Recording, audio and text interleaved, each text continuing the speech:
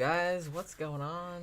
Happy Sunday. And we're doing a movie review. Yep. We're finally getting around to doing Black Hawk Down. Because Louis sent us this movie several weeks ago. Like, he sent us this one and Highlander. So we already did Highlander like a couple weeks back, but we just hadn't got around to doing Black Hawk Down yet because we just hadn't had time to watch it and stuff like that. But finally, we watched it last night. It's that Blu-ray, 4K, and then a bonus disc, which we haven't seen the bonus disc yet. But it's probably a bunch of historical stuff. And then documentaries on making it. This is a fucking great movie. It is, This is. I actually don't think I saw this when it came out, and I had forgotten how old this movie was. It came out in 2001. Yeah, which is crazy. Which actually was only 8 years after the actual incident that it is inspired by. Yeah, it's all-star cast.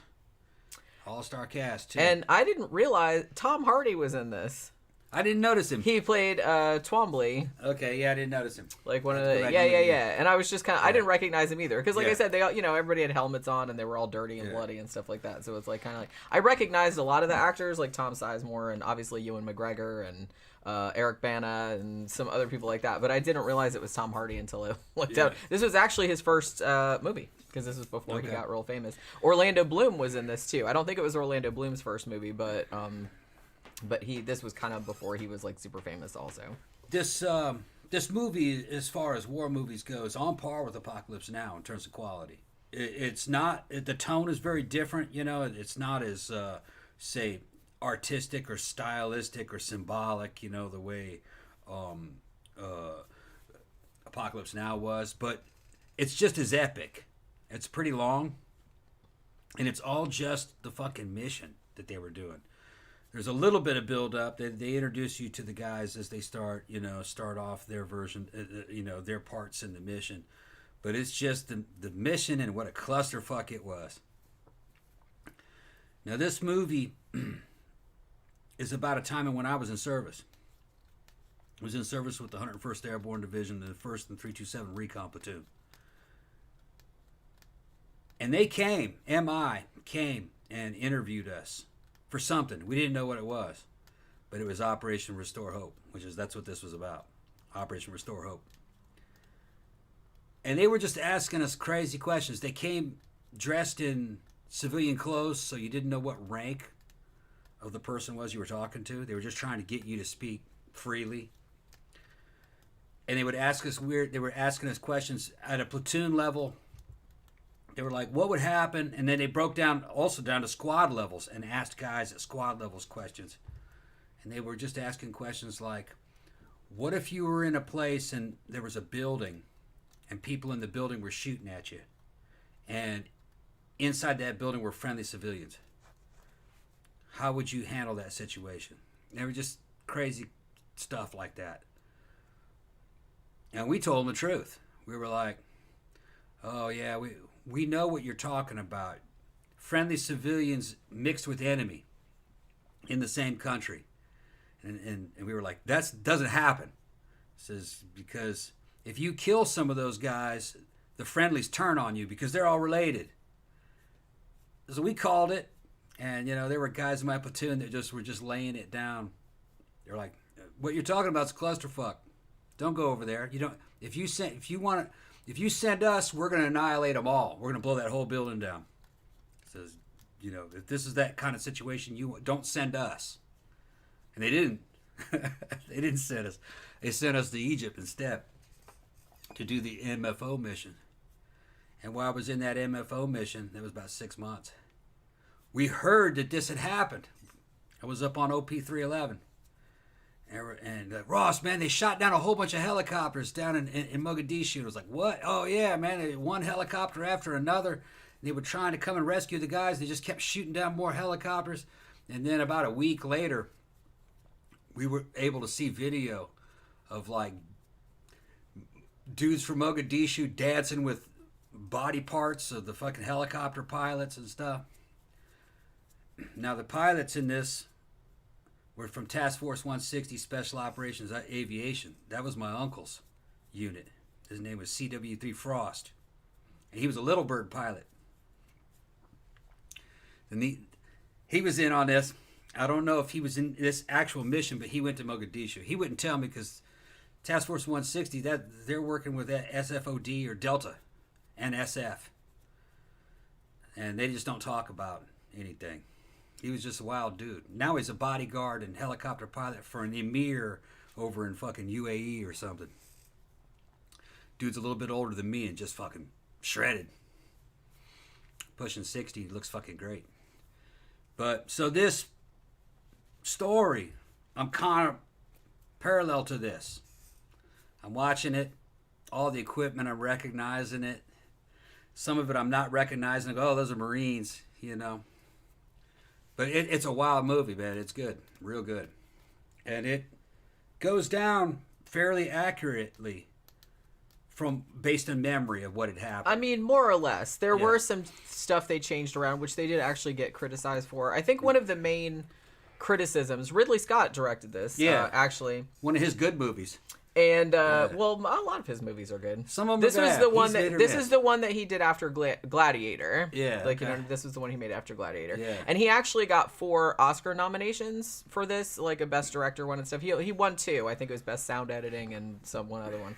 But this did win some Oscars and like made some okay money and got like good critical notices and stuff. But it did get criticized for some of the stuff they changed. I mean, a couple of the things they changed that, you know, obviously you would just have to for, because it's based on a book that was written by a journalist who was embedded and he was there and he saw a bunch of the stuff happen. But it's kind of like, you know, obviously they had to winnow down like the kind of 100 or so key figures in the actual thing, like down to about 39 characters in this. So some of the people were, you know, conglomerations of several characters. They did that. Somalia, the Somalis were particularly called for a boycott because one, they were mad because no Somali actors were actually used in this, which they thought was, and there were no Somali there was nobody that was like consulting on the movie, like, you know, to kind of give their perspective or anything.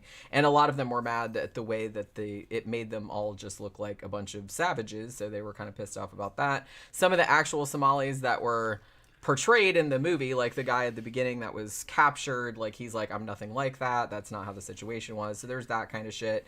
And I don't know, so I kind of feel like that was the main criticism of it. And like I said, they changed around some of the things, but more or less it's pretty accurate to what happened, like, kind of, you know what I'm saying? But I mean, the thing about it though is that the way it's shot, this movie, it's just like it's almost kind of like the way he shot. It's not, I don't want to say it's like documentary style, because actually the cinematography in this is quite beautiful. And that was one of the Oscar nominations that it got was Best Cinematography. It didn't win. I think Lord of the Rings won, but it was nominated anyway. Because I was commenting on it. I was like, the cinematography in this is gorgeous. But the way he shot it, it was almost kind of like you were an embedded journalist. It was very much like you were there. And so it was like really, the whole thing was like really, really tense. And you have to think too, I think this was a big influence on Call of Duty, because Call of Duty, the video games, didn't come out until after this movie. Okay. So I think that this was kind of one of the things that they were homaging. You know what I'm saying? It's very accurate to the times.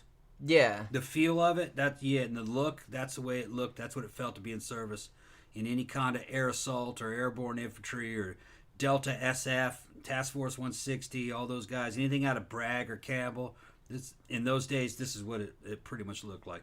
They had Marines in there too, with their 20-inch ARs, and some of their equipment's a little bit different. Just the way that they did things is a little bit different. But the Army guys, yeah, that's it. That's it. So I was impressed with kind of like the accuracy, the visual accuracy, and the accuracy of the culture of the time.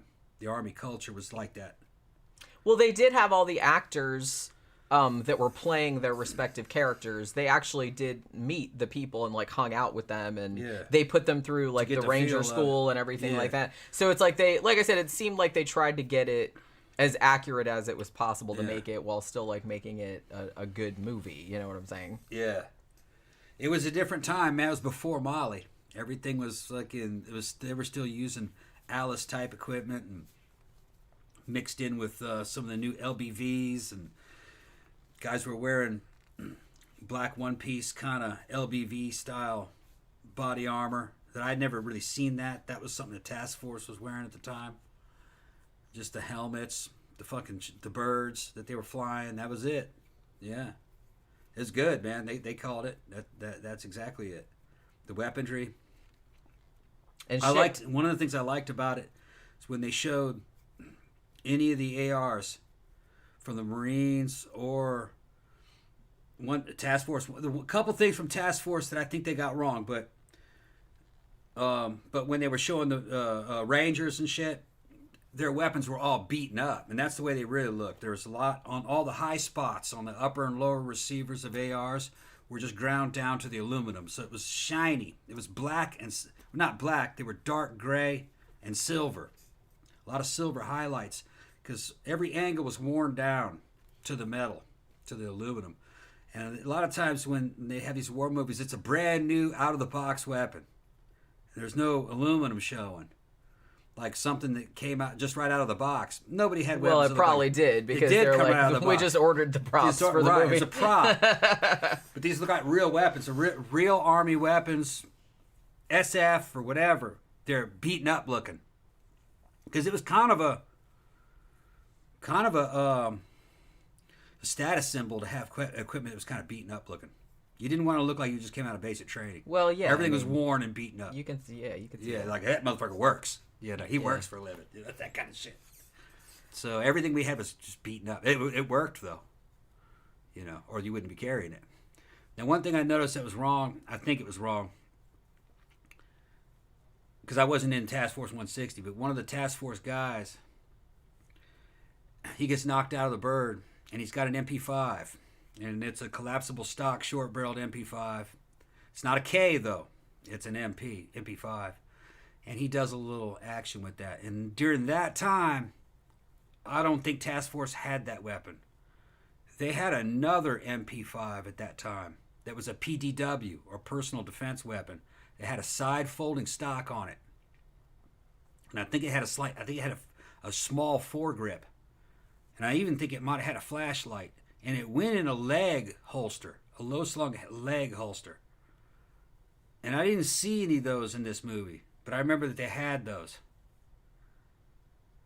So I think that might have been maybe they couldn't get that weapon. Yeah, I mean, that seems like a pretty minor thing, like, to get wrong. If it indeed it was wrong. Yeah, it was like an MP5K. It had a slightly different front end on it, and it had a side folding stock. That's what it looked like. And I think you could put a suppressor on there. And they had a shorter mag, and it all went into a leg holster. It was too big for that leg holster, I'm telling you. But they did it. They were chopper pilots. It's not like they were running around. They just wanted to make sure that they could fly a chopper, and if they got thrown out of the chopper or the wreck, that they could get out of there and they'd have a weapon on them that they could use. Which, in this particular movie, it's a good thing that's exactly what happens. He's kind of thrown from a chopper, and he's got something with him to fight with. He runs out of ammo, though. Gets captured. Gramthar says, Gramthar has known some special forces guys. Two things. One, they don't talk much about their trade and never ever bragged about shit. Two, they weren't big musclehead bohunks. They were small, wiry guys.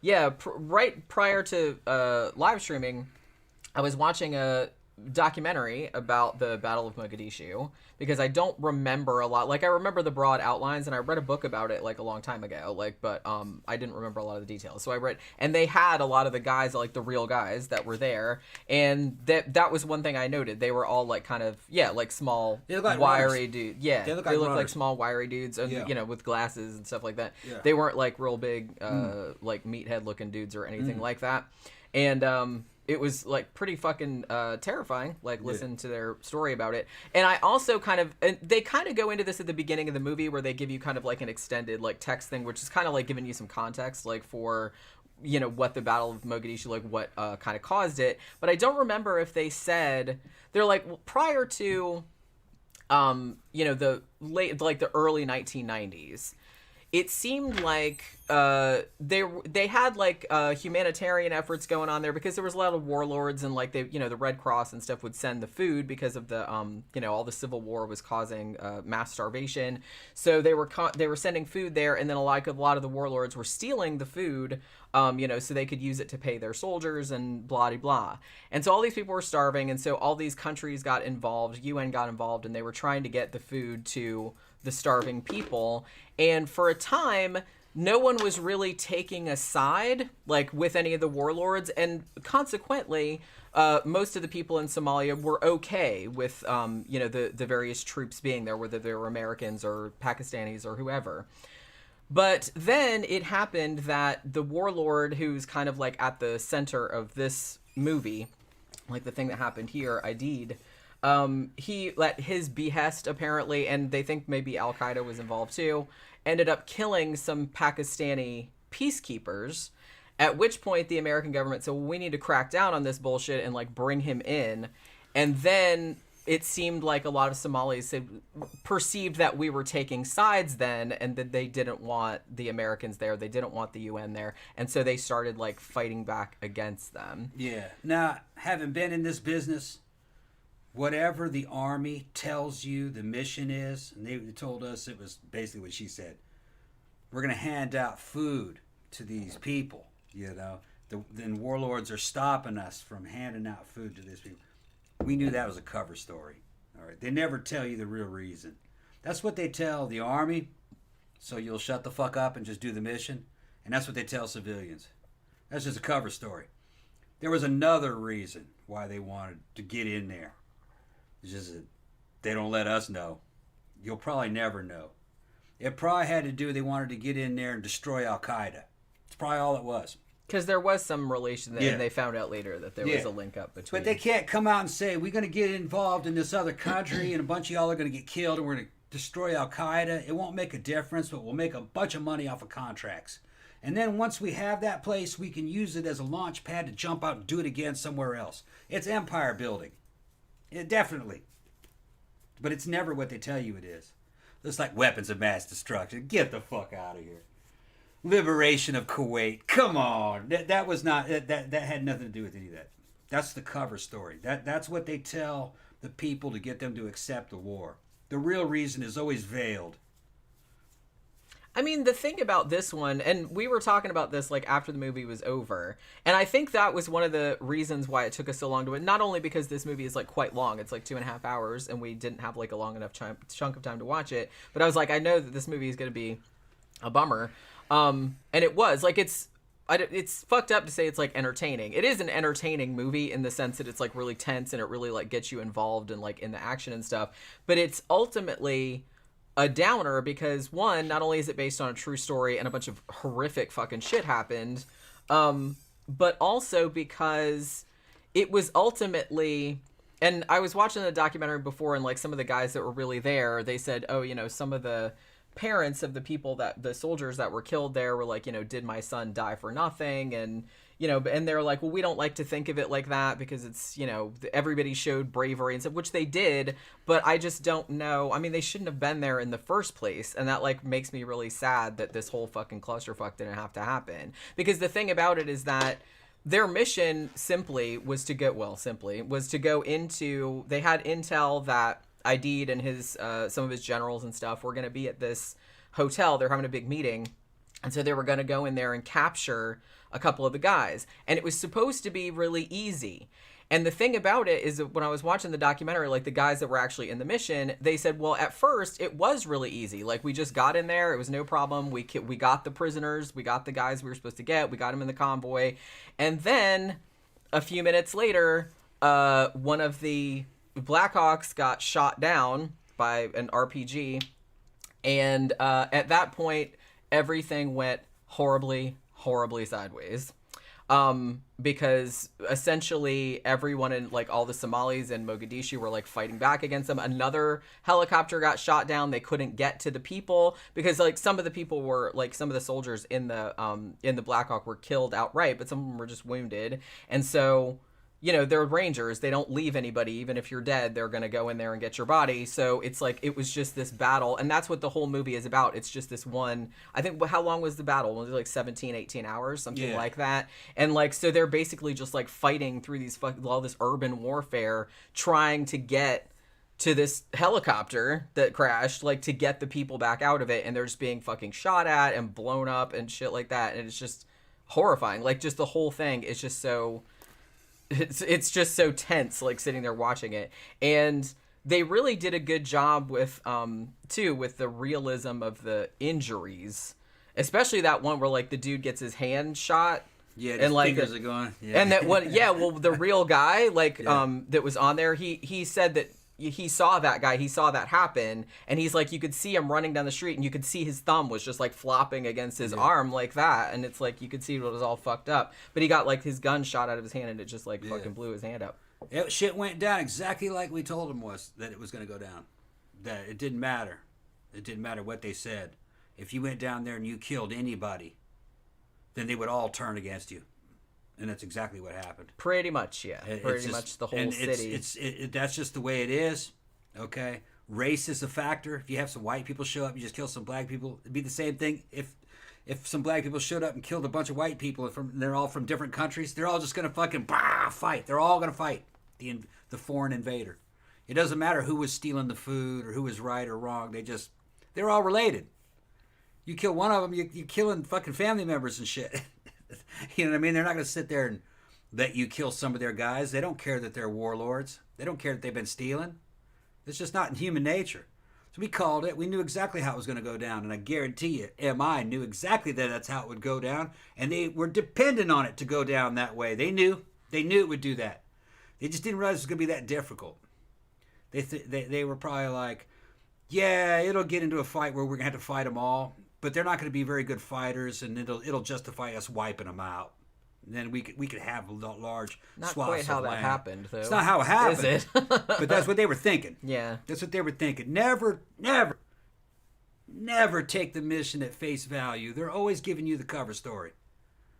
Because it's high security. The truth is high security. The truth is top secret. They're just going to give you the fucking cover story. And it's going to be the same cover story they're giving to the American public. And it's bullshit. And that's exactly what happened. This whole thing was fucking bullshit. They didn't feed anybody. And who they were going to feed turned out to be their enemies anyway. And there was nothing to be gained there, as far as we knew. Dudes got killed. 19 people got killed. Yeah, there was all on our side, they don't know how many Somalis got killed. All kinds of bravery shit happened, and dudes showing their skills and showing how awesome they were as soldiers. All for nothing. And then they all just left. And if anybody ever tells you, it's a sad if story. Anybody ever tells you, well, you'll never defeat the American army with fucking an assault rifle, you're full of shit. That's who's been whipping our asses for fucking 40 years, man. Dudes, 80 IQ motherfuckers and flip-flops and fucking AKs have been whipping our asses for fucking decades. That's how you do it. You just resist. You know what's crazy? Yeah, and actually, like I said, the documentary I was just watching, like one of the actual guys that was there who they interviewed, he was young then, obviously, like when he was going through this, and he said that as soon as he's like, the mission seemed easy at first, everything was going the way it was supposed to go, we got the guys we were supposed to get, we were going to leave, and then when the helicopter got shot down, he said the first thing he thought was like, this isn't how this is supposed to go, we're the Americans. Yeah. The fact that he said that he admitted that he thought that, he thought everything was going to be, and they kind of like show that in the movie too, where they're just going to like, oh, it's going to be a piece of piss, it's going to be super easy, we're going to go in and out, they said it's 30 minutes tops, we'll be back here in an hour. You know what I mean? And yeah, that's not how that went down. No. Well, because they kind of, I don't know, they seem to like kind of underestimate. Like I said, all it took was like one dude like on a roof, and there was tons of people, like just tons of Somalis. They were on the roofs. They were in every alley, and it's like they all had heavy weaponry. They all had RPGs. And so all it took was for them to shoot down one Blackhawk in the middle of like this alley, and then they couldn't get to it. Everybody was lost. Like they had this other the other dudes like up in this other Blackhawk, like trying to tell everybody where it was because they couldn't see it. And then like everywhere they went, they were just getting fucking shot at. And then now the helicopter was down, everybody knew, like all the Somalis knew where that was, so it's like they wanted to prevent people from getting there. They were trying to like, so they're building like roadblocks like at the end of alleys and shit like that, and just ambushing the convoys that were trying to come in there and like save everybody. 101st didn't tell them what they wanted to hear. We told them, said, no, that's a clusterfuck. We'll never do that. You sent us there, we're going to kill everybody. So they was like, fuck no, we're not going to send 101st. And that was E4 and below was telling them that. But then the units that actually volunteered for it said that they would go, they were the biggest fucking ass-kissing units. They're good units, but they're ass-kissers. Rangers will tell them anything. Oh, yes, sir, we can do that. Oh, yes, sir, we're Rangers, we can do that. They won't even ask SF or Delta or anything. They'll just go. They'd do anything they're told. 10th Mountain went, because 10th Mountain, they're a good unit. They're clusterfuck up in the mountains. Yeah, sure, we can do that. Marines, oh, they're always going to say, yeah, we can do that. We're the Marines. Man, no. I mean, you have to kind of know when. No. You have to know what your weaknesses are. Yeah. Like, you have to know when to cut your losses. No. Because this just went, like I said, all it took was that one helicopter being shot down, and then everything just started going very, very badly. Well, for us in the business, the whole friendly and enemy mixture angle, well, the enemy and the friendlies will be mixed together. We're like, no, they won't be mixed together. They're all enemy. Well, what do you mean they're all enemy? Well, if the enemy is firing at you and the friendlies are with them not killing the enemy, then they're all enemy. They're not helping us, so they're enemy. And that's exactly what the army at that time, MI, did not want to hear that. They says, no, if they're not helping us, they're enemy. And we were right. Fucking right. We were like, don't send us in there. You crazy? Yeah. He said, well, if you have snipers in the building and you have all these women and children, we're going to call an artillery strike on that building. Yeah. Because, and fucking, there's an NCO saying, well, I'd rather kill a whole bunch of civilians than get one of my guys killed. I mean, they're foreign civilians, fuck them. If we have to go there to straighten their problems out, they deserve it. So, nope, 101st not going. Ben said, Eric Bana was really good in this film. Yeah, I liked him in this, although a lot of people don't seem to like his performance. I read on Wikipedia that Ewan McGregor's character in this movie, whose name was Grimes, was actually, he was like a conglomeration of a couple of different, like the character that he was, the real guy that he was supposed to be playing. That real guy, it turned out, was later convicted of raping his 6-year-old daughter. What? So they didn't want, obviously they didn't want like that character in the movie. So they just kind of changed it up a little bit. But yeah, so that's why. Stardog 78 said, I remember I rented Chopper and Black Hawk Down at the same time. It took me years to realize Eric Bana starred in both movies. He looked so different. Samantha said, I love all the random folks in this. Ridley used Orlando Bloom and Nikolai for his next movie, Kingdom of Heaven. And then Ben said, disclaimer, I have Black Hawk Down on 4K and I've watched it a number of times. Somalia has untapped oil reserves. That's the whole reason the U.S. was there. Yeah, that tracks. Oh, yeah. That tracks. Oh, there was more to it than that, I guarantee you. Something the CIA and MI and SOCOM, Special Operations Command, they had all gotten together. And then the military-industrial complex, all the damn corporations that were going to, all the corporations that were going to fuel the army for all their equipment, shit was lining up, and they were like, we could do something with this. That's what they were saying. But that whole, when they came at it, we didn't know what they were interviewing us for. It's just based on what they were saying. It was bad. We wanted nothing to do with it. It turned out to be this. We were right. And it's funny how little E3s and E4s can fucking predict how a whole fucking war will go. Well, it's just, it's not a good, like I said, it's not a good situation. Yeah. It's all around. And really, it was just, and there was some element, and I don't know how much of this was just like from the movie or whatever, but there was like a little bit of element of like overconfidence at the beginning. It's like, oh yeah, it'll be so easy. Like we just go in there and get the guys. And then all of a sudden, all it took is like one RPG like taken out of fucking, taking out the Blackhawk and and then it just everything started going like to shit, and then they suddenly the whole city turned against them, and it's like they couldn't get to the people, and they were just all getting fucking blown away. Yeah, an RPG is a rocket propelled grenade. All right, it's just a damn launch tube, and it's got a grenade. It's about that long. It's a rocket. It's actually more of a grenade than it is a rocket. An explosion to launch it, throw it out, kind of like a recoilless rifle. Some of them have a little bit of a rocket motor that'll thrust it for a few seconds. Some of them don't. Depends on what load it is. But it's totally unguided. It's some old Soviet stuff, based on some old German stuff from World War II. The launcher's only a couple $100, brand new, and they probably get them cheaper than that on the international arms market, but especially used. And the grenades or the rockets, oh man, it's probably $50, $100 for one of those. No guidance systems, none of this high tech shit, and they can shoot down a helicopter with that. Yeah. Okay. Why? Because you get good with it.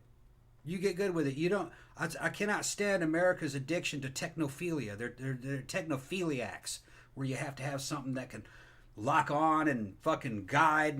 No, just good tactics and good skills. Fucking, there were Iraqi Fedayeen.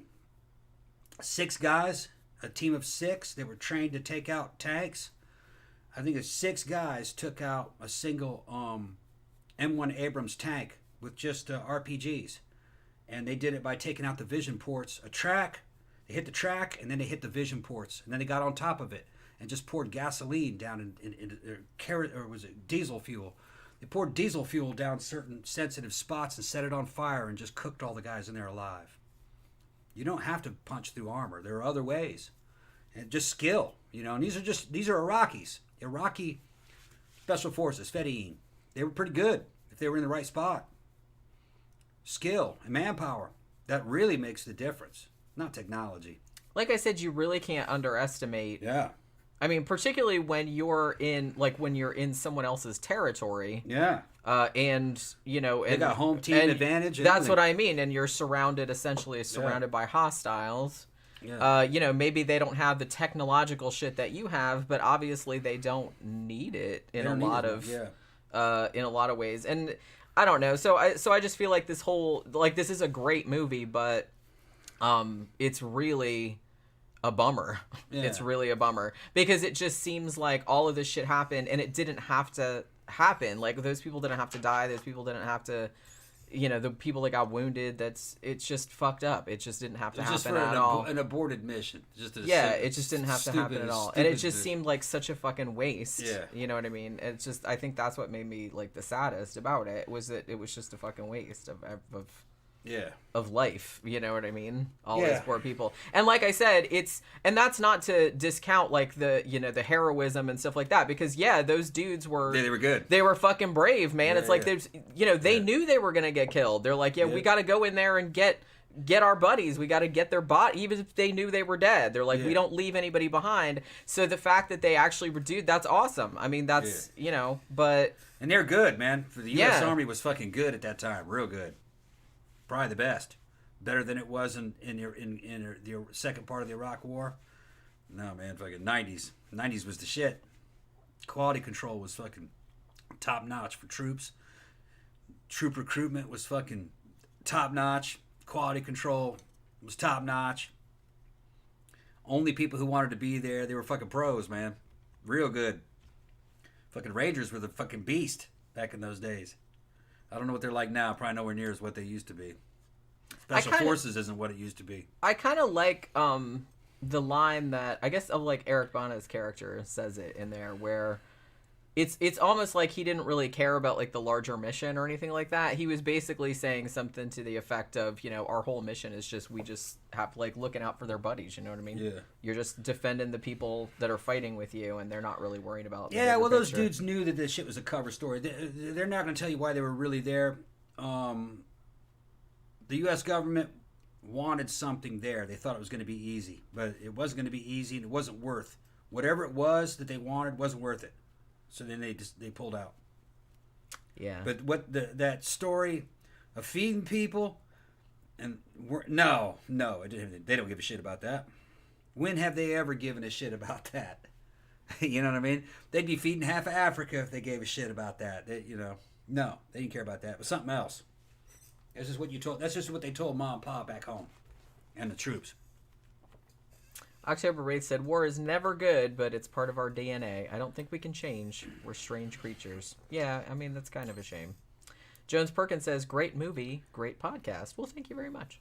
Ben says, the soundtrack of Black Hawk Down is also top rate. Yeah, I really liked, I think Hans Zimmer did the score, and he went a little experimental with it, which I thought was really cool. But yeah, it had like some good music in it as well. He said it had Joe Strummer from the Clash and the Pogues and stuff like that. So yeah, but I don't know. This just, I'm trying to think of like the other, I know there was like another criticism that this got when it came out. I think that also the Malaysians and the Pakistanis were mad because they had like a much larger role in the mission and in that whole situation than they showed.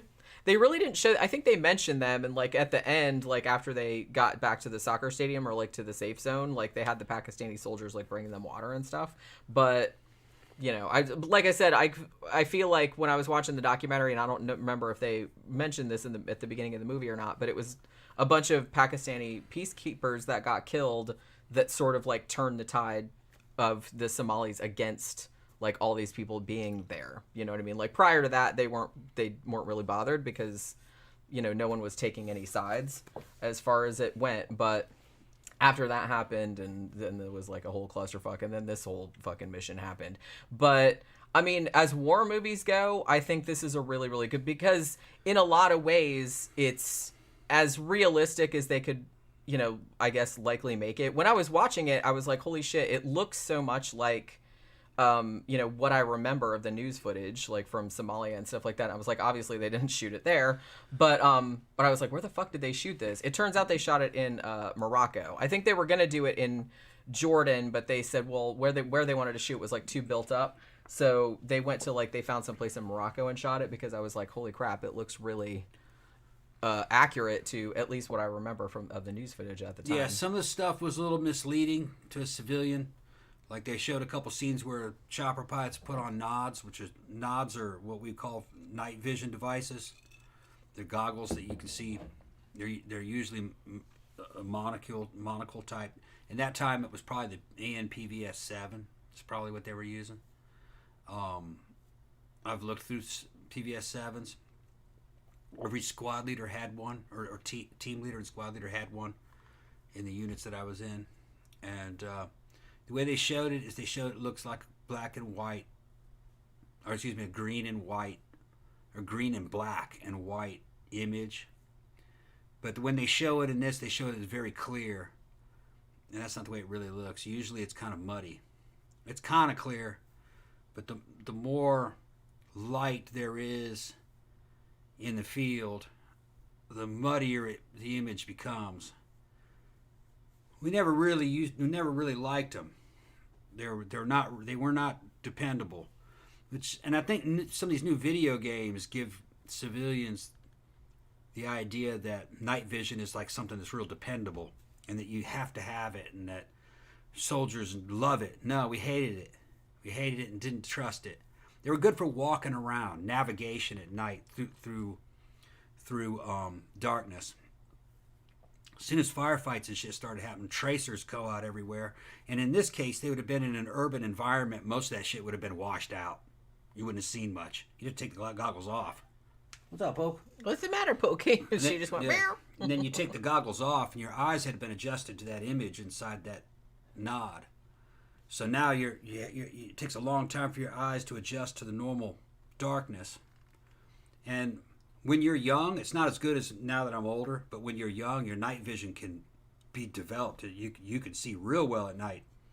I don't know how I did it, but I used to be able to read by moonlight. That's how good I got at that. Well, it's just like anything else. Right. You would just get like inured to it. You would get used to it. I couldn't do it now. No, my night vision is getting worse and worse, which it does as you get older, you know. But by full moonlight, I could read. You know, a printed page. I couldn't do that now. No, probably not. But I kind of feel like that with night vision and stuff like that. Maybe you have to give them some leeway for like a cinematic experience. You don't really want it to be completely realistic, because then people would complain about that. You know what I mean? Yeah. So they'd be like, well, why does the rest of the movie look all crisp and beautiful, and then we do the night thing? Night vision's it's all fucked up looking, even though that's maybe what it would really have looked like at the time. Yeah, but it looks okay when it's mostly dark, but when there's a lot of light sources happening, it starts to muddy out.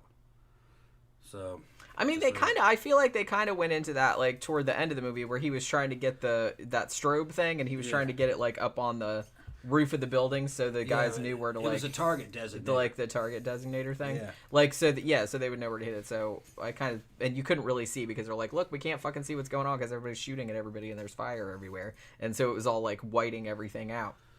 But yeah, I don't know. So I really appreciate Louis sending us this movie because I don't think I saw this at the time that it came out. Even though it was Ridley Scott, it seemed like something that I probably would have gone to see, but I don't think I ever got around to seeing it, even though I always kind of wanted to. I actually sort of like forgot that it was Ridley Scott until like later on. I never knew. Yeah, and he did get nominated, like I said, for an Oscar for this, but he didn't win, but he was nominated. It's a great war movie. For Best Director. It's a great war movie.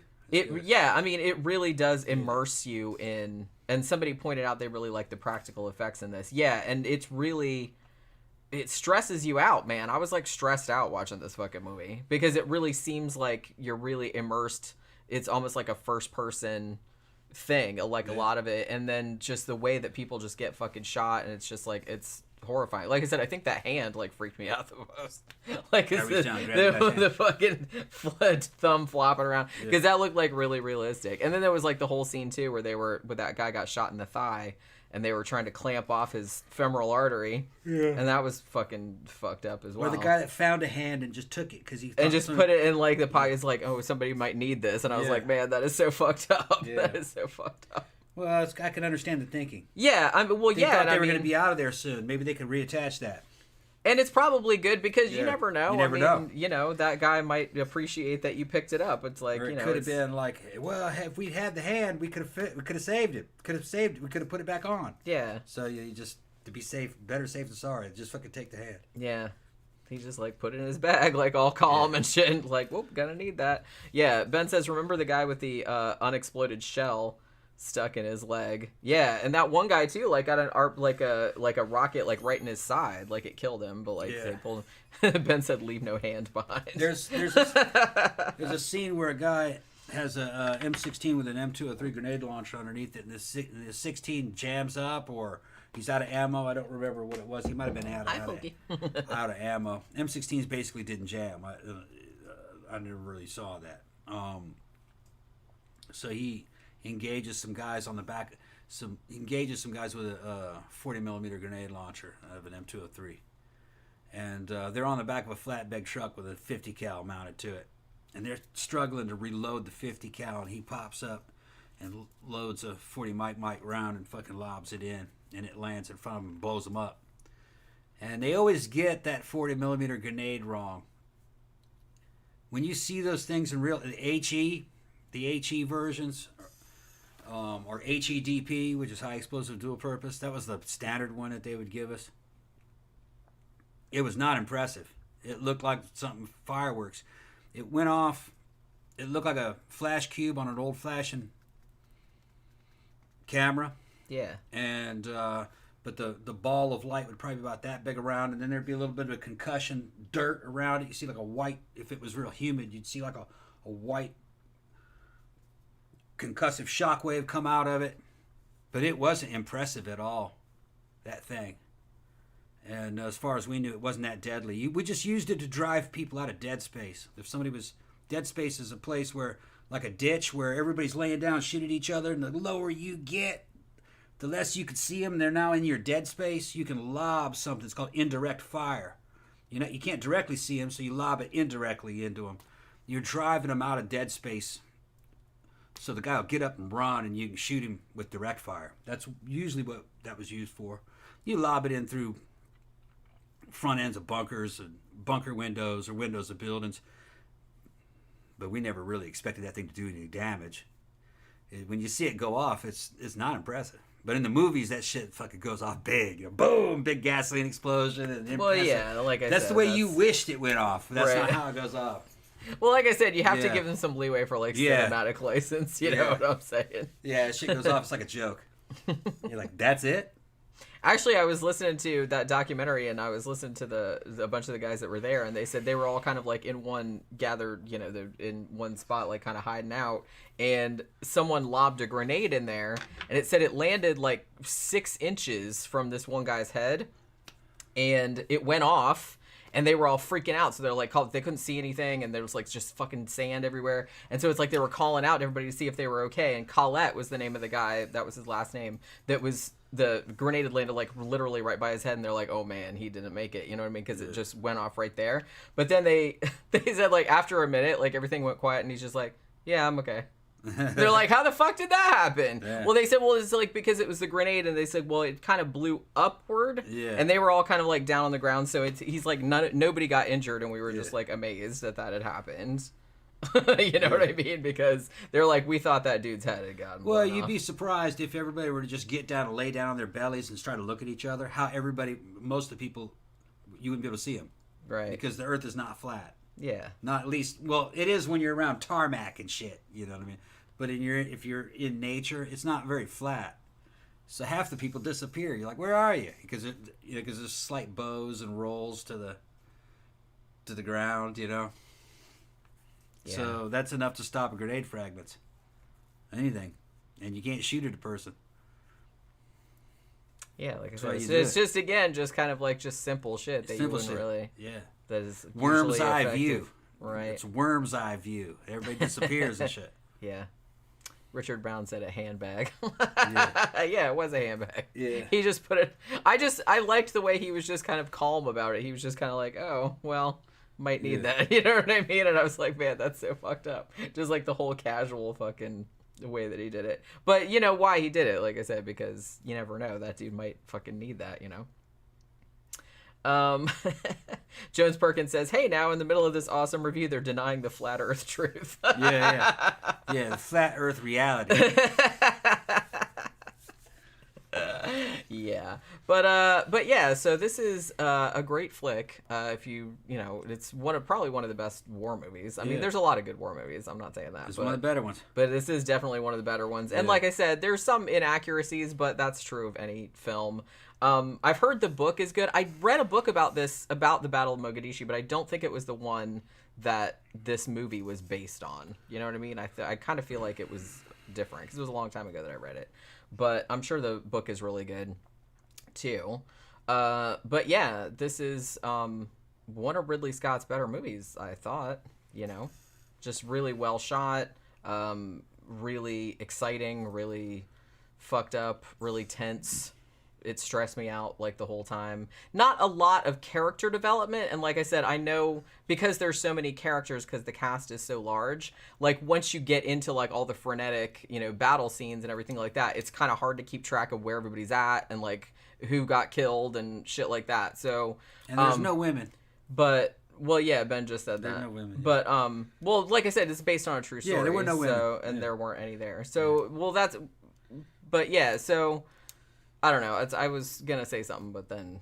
Oh, sorry. Yeah. That threw her out. That threw her off. If it just said there's no women. No, because you interrupted what I was saying, and I forgot what I was saying. It probably didn't matter.